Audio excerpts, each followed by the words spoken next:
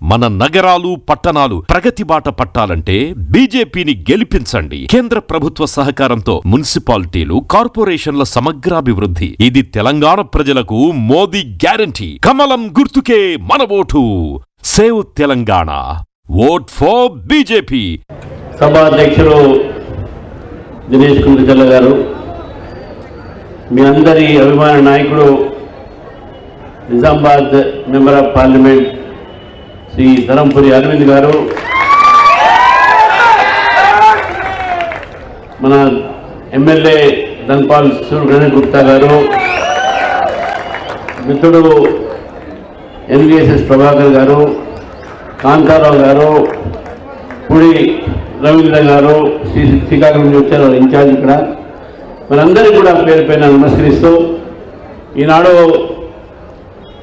మన అభ్యర్థులందరూ కూడా స్టేజ్ మీద ఉన్నారు. వారిని ఆశీర్వదించాల్సిందిగా మీరు వచ్చారు. ఇక్కడ మీ అందరినీ చూస్తూ ఉంటే నాకు విశ్వాసం ఉన్నది, నిజామాబాద్ 13వ తారీఖు తర్వాత ఈ యొక్క నిజామాబాద్ హిందూరు అవుతుందని చెప్పి నాకు పూర్తి నమ్మకం.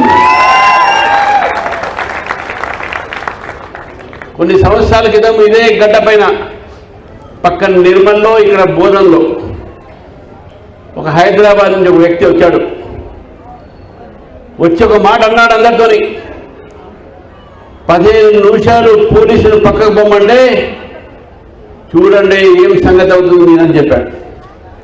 నేను ఆయనకు ఈరోజు ఇదే గడ్డ మీద నుంచి నేను సవాల్ చేస్తా ఉన్నాను, నీకు పోలీసులు ఉండద్దు, నీకు 15 నిమిషాలు కావాలి.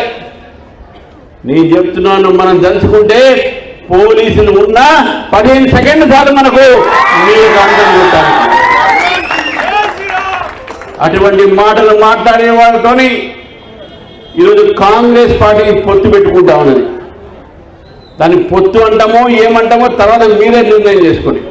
ఇదే మజ్లిస్ పార్టీ గతంలో బీఆర్ఎస్తోని కాపురం చేసిందా కదా, మరి కాపురం చేసి బీఆర్ఎస్తోని 10 సంవత్సరాలు, ఇప్పుడు 2 సంవత్సరాలు కాంగ్రెస్ పార్టీతో కాపురం చేస్తూ ఉన్నది. మరి బీఆర్ఎస్కు కాంగ్రెస్కు మధ్యన ఎవరో ఒకరు మధ్యవర్తి వహించాలి కదా. ఆ 2 పార్టీలు కూడా బీజేపీని ఓడించాలంటే మజ్లిస్ పార్టీకి భయం కదా బీజేపీ అంటే. మరి మా భయాన్ని ఏ విధంగా తట్టుకోవాలంటే ఆ ఇద్దరి దగ్గర బ్రోకరిజం చేసేది మజ్లిస్ పార్టీ.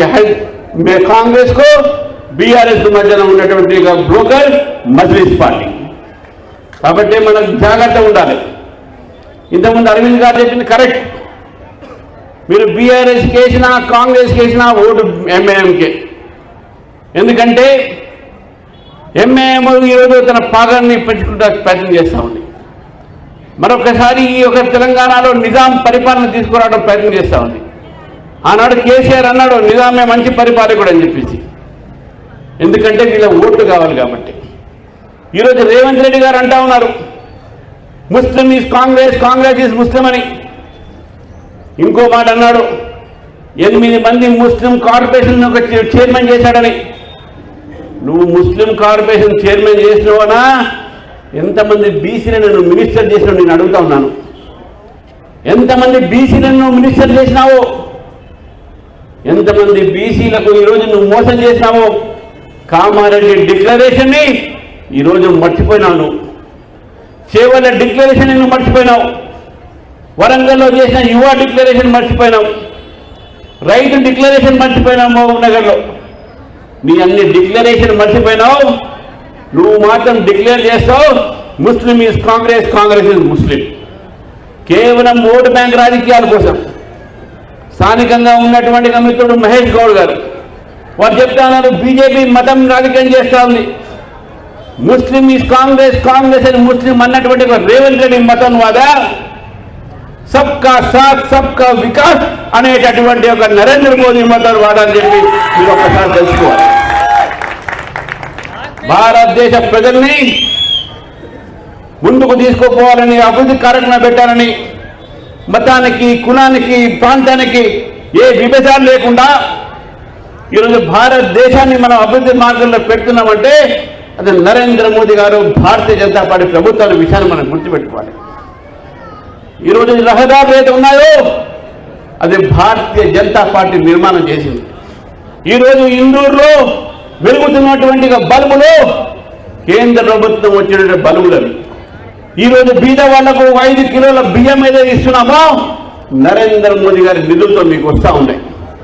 ఈరోజు అమృత పథకం కింద మీకు రాబోయేటటువంటి ఒక అండర్ గ్రౌండ్ డ్రైనేజ్ సిస్టమ్ అయితేంది, ఇంటికి నీటి సరఫరా అయితేంది, రకరకాలైనటువంటి కార్యక్రమాలు ఈరోజు కేంద్ర ప్రభుత్వం వల్లనే మనకు అందుతున్న విషయాన్ని మనం గుర్తుపెట్టుకోవాలి.